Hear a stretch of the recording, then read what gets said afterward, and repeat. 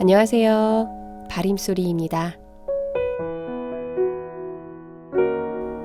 세계 단편 소설 라쇼몬 출판 리베르.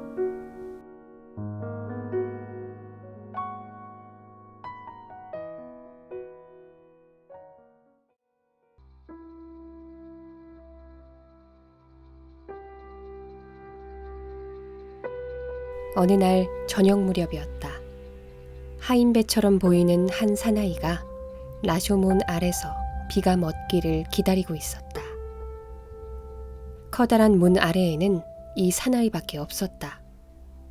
군데군데 단청이 벗겨진 굵은 기둥에 귀뚜라미가 한 마리 앉아있을 뿐이었다. 라쇼몬이 스자쿠 대로변에 있기 때문에 비를 피하러 들어온 장돌뱅이 여자나 삿갓쓴 사람들이 두세 정도 더 있을 법도 했다. 그런데 이 사나이 말고는 아무도 없었다. 최근 2, 3년 동안 교토에는 지진이나 회오리바람, 화재, 기근 따위의 재난이 끊임없이 발생했다. 그래서 교토 시내는 말할 수 없이 황폐해졌다. 옛 기록에 따르면 불상이나 사찰의 기구 등을 부수어 단청이나 금, 은박이 그대로 남아있는 나무를 길가에 쌓아놓고 땔감으로 팔았다고 한다. 수도 장안의 형편이 이러했으니 라쇼몬 같은 것은 누구 하나 수리할 생각을 하지 않았다. 그래서는 결국 황폐해져 여우와 너구리가 기어들고 도둑이 살게 되더니 마침내는 연고자 없는 시체를 이 문으로 떠매고 와서 내버리고 가는 풍습까지 생겼다. 그 뒤로 날이 어두워지면 누구나 꺼림칙해서 이 문 근처에는 가까이 오지도 않게 되었다. 그 대신 까마귀가 어디선가 때로 몰려왔다. 한낮에 보면 수많은 까마귀들이 원을 그리며 높은 지붕 끝을 맴돌면서 울어댔다. 특히 저녁놀로 하늘이 벌겋게 물들면 들깨를 뿌린 것 같이 뚜렷하게 보였다. 까마귀는 보나마나 버려진 시체의 살을 쪼아 먹으려고 오는 것이다. 그러나 오늘은 시간이 늦은 탓인지 까마귀가 한 마리도 보이지 않았다. 허물어진 틈새로 풀이 기다랗게 자란 돌층계에 까마귀 똥이 드문드문 하얗게 말라붙어 있는 것이 보였다. 하인은 계단이 7개인 돌층계 맨 위에 앉아 있었다. 그는 색이 바란 감색 옷자락을 깔고 앉아 오른쪽 볼에 도드라진 커다란 여드름을 만지작거리며 멍하게 비가 내리는 것을 바라보았다. 작자는 위에서 하인이 비가 멎기를 기다리고 있었다라고 썼다. 그러나 하인은 비가 멎어도 딱히 어떻게 하겠다는 생각이 없었다. 보통 때 같으면 당연히 주인집으로 돌아가야 했다. 그러나 그는 4, 5일 전에 주인에게 해고를 당했다. 앞에서 말한 것처럼 당시 교토의 거리는 이만저만 황폐한 것이 아니었다. 오랫동안 자신을 고용한 주인으로부터 해고를 당한 것도 실은 이러한 상황의 작은 여파에 불과했다. 그러므로 하인이 비가 멎기를 기다리고 있었다라고 하는 것보다는 비에 쫓긴 사나이가 갈 곳이 없어 방황하고 있었다라고 하는 편이 적당할 것이다. 게다가 오늘의 날씨도 해이한 시대의 이 사나이의 센티멘털리즘에 적지 않은 영향을 주었다. 신시가 지나면서부터 내리기 시작한 비는 아직 갤 기미가 보이지 않았다. 하인은 다른 일을 제쳐놓고 당장 내일부터 생계를 어떻게 마련해야 할 것인가를 궁리하고 있었다. 말하자면 어떻게도 해볼 도리가 없는 일을 어떻게든 해보려고 하는 걷잡을 수 없는 생각에 사로잡힌 채 아까부터 스자쿠 대로에 내리는 빗소리를 마냥 듣고만 있는 것이었다. 비는 라쇼몬을 둘러싸고 쏴하는 소리를 휘몰아왔다. 저녁 어스름이 짙어지면서 하늘은 점점 낮아졌다. 위를 올려다보면 비스듬히 내민 기와 끝이 뿌옇고 칙칙한 구름을 떠받치고 있는 것처럼 보였다. 어떻게도 해볼 도리가 없는 일을 어떻게든 해보려면 이것저것 선택할 여유가 없었다. 그랬다가는 축대 밑이나 길바닥에서 굶어 죽을 수밖에 없었다. 그러고 나면 이문으로 실려와 개처럼 버려지게 될 것이다. 이것저것 선택할 여유가 없다면.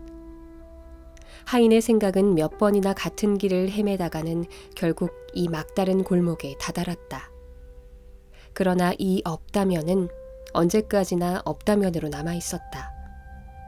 하인은 수단과 방법을 가릴 수 없다는 현실을 인정하면서도 이 없다면에 대해 결단을 내릴 용기가 없었다. 이 없다면 뒤에 당연히 따라오게 되는 도둑이 될 수밖에 없다는 사실을 적극적으로 긍정할 용기가 아직 생기지 않는 것이다. 하인은 크게 재채기를 하고 힘겨운 듯 허리를 폈다. 저녁이 되어 해가 진 교토는 벌써 화로가 그리울 만큼 추웠다. 바람은 문기둥과 기둥 사이를 사정없이 불고 지나갔다. 단청을 칠한 기둥에 앉아있던 귀뚜라미도 어느새 사라져버렸다.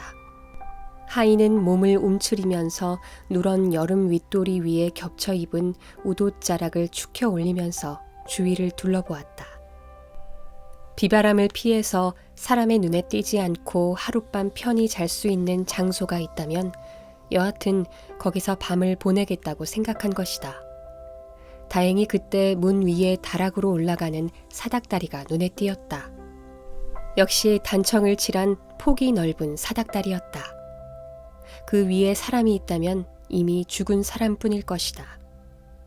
하인은 허리에 찬 긴 칼이 미끄러지지 않도록 조심하면서 집신 신은 발을 사닥다리에 올려 디뎠다.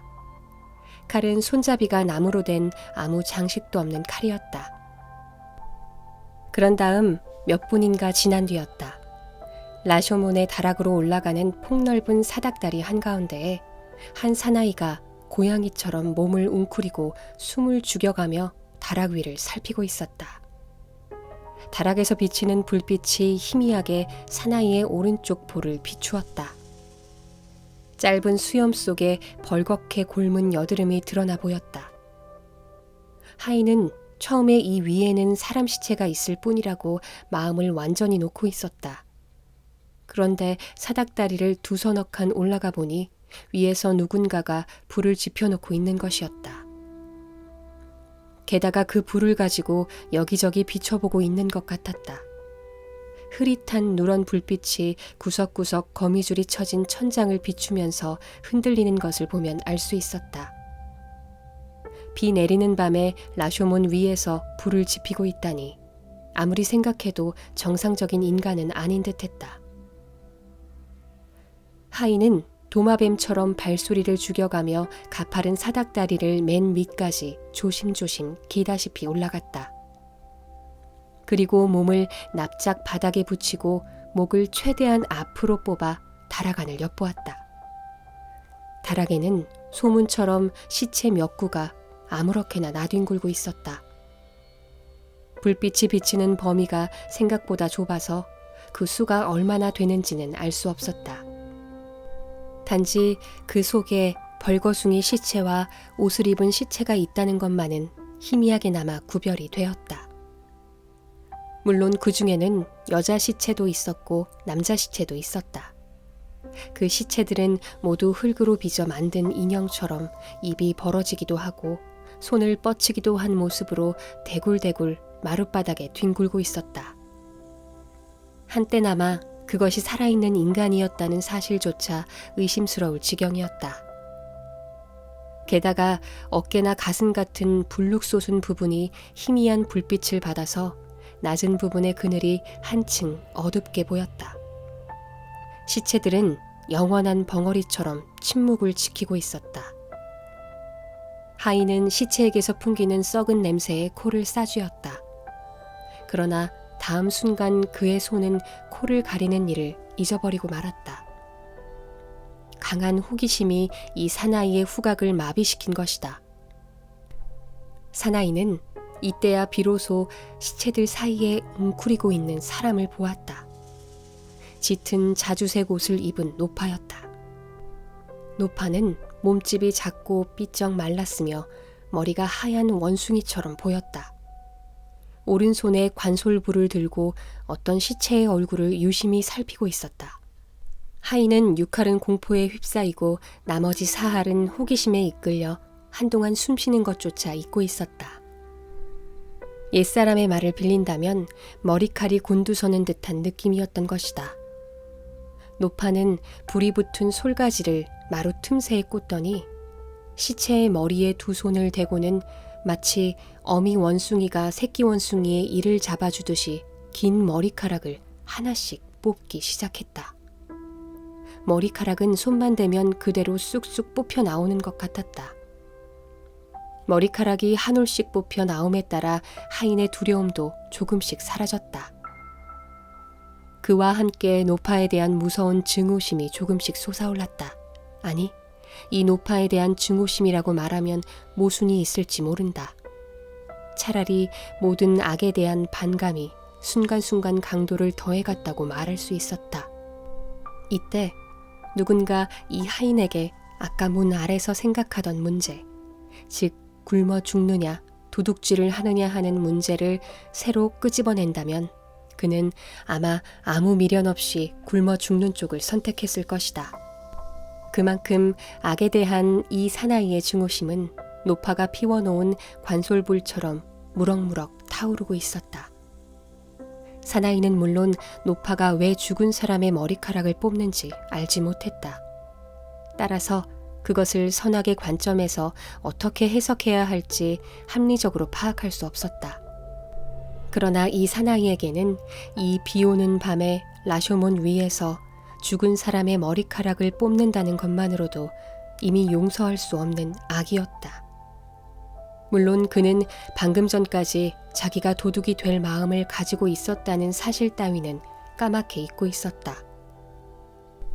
사나이는 두 발로 사다리를 차며 번개처럼 위로 뛰어 올라갔다. 그러고는 장식 없는 긴 칼을 잡고 성큼성큼 노파 앞으로 다가갔다. 노파가 놀란 것은 두말할 나위도 없었다. 노파는 사나이를 보자마자 마치 활 쉬이에 퉁기기라도 한 것처럼 펄쩍 뛰었다. 어딜 달아나려고? 하인은 황급히 도망치다가 시체에 걸려 넘어진 노파를 막아서며 이렇게 고함을 질렀다. 노파는 그래도 하인을 떠밀고 달아나려고 했다.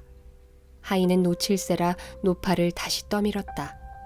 둘은 그렇게 시체들 틈에서 한동안 실랑이를 벌였다. 그러나 승패는 처음부터 뻔했다. 하인은 마침내 노파의 팔을 비틀어 그 자리에 넘어뜨렸다. 닭다리 같은 뼈와 가죽뿐인 팔목이었다. 여기서 뭘 하고 있었던 거야? 말해봐. 말 안 하면 이거다. 하인은 노파를 밀어 넘어뜨리고는 긴 칼을 뽑아 서리빨처럼 하얗게 빛나는 칼날을 눈앞에 들이댔다.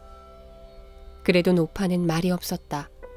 두 손을 부들부들 떨고 어깨를 들썩이면서 눈알이 튀어나올 만큼 눈을 부릅뜨고 벙어리처럼 고집스럽게 입을 다물고 있었다. 이것을 보자 하인은 비로소 이 노파의 목숨이 오로지 자기 마음먹기에 달려있다는 사실을 분명히 의식했다. 그리고 이러한 의식은 지금까지 험악하게 불타고 있던 증오심을 어느새 식혀버렸다. 뒤에 남은 것은 다만 어떤 일을 원만히 이뤄냈을 때의 편안한 자긍심과 만족감뿐이었다. 하인은 노파를 내려다보며 조금 누그러진 목소리로 말했다. 나는 게이비시청의 관리도 뭣도 아니야. 방금 이 문 아래로 지나가던 나그네란 말이다. 그러니 너를 잡아가고 어쩌고 할 것도 없어.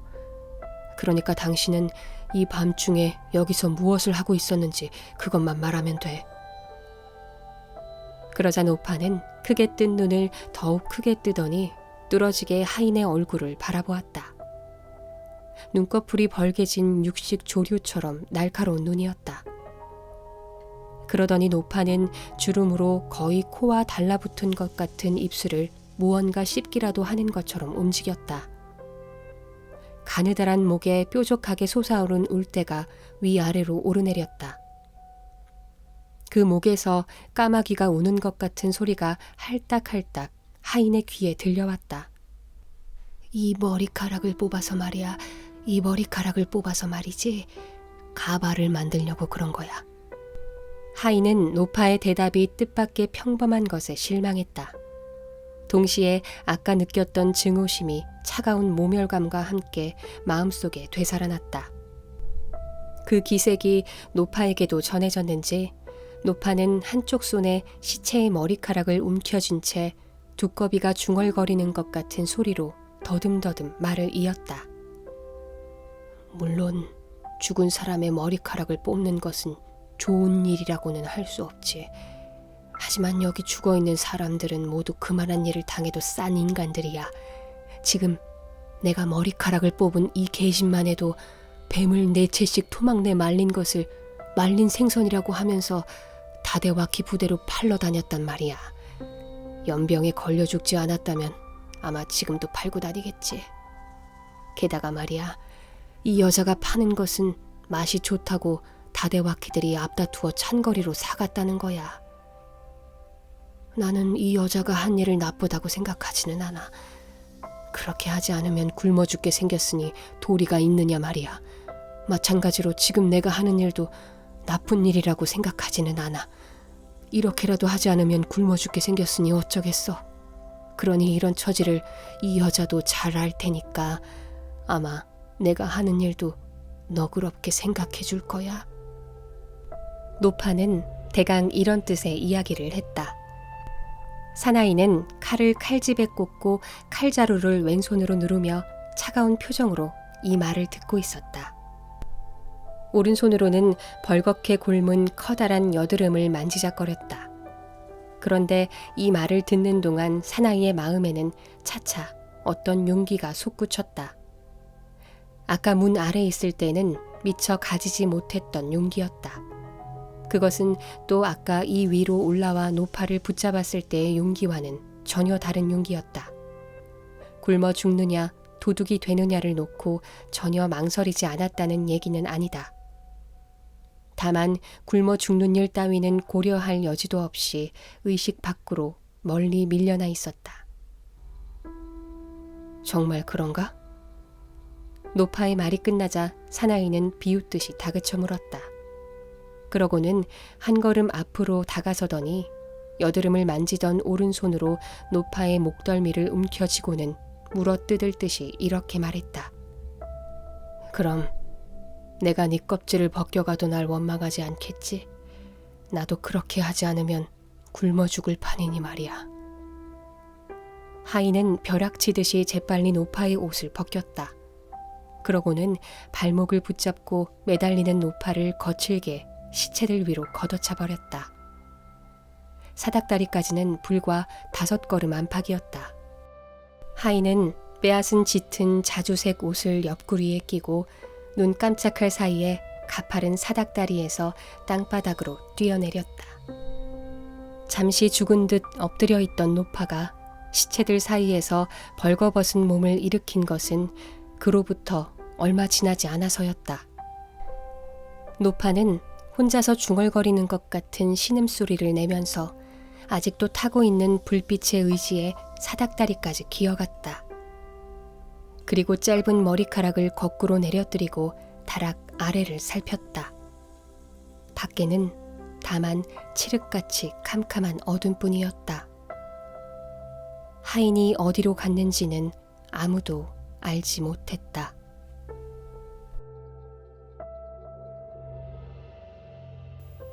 여기까지 라쇼몬이었습니다.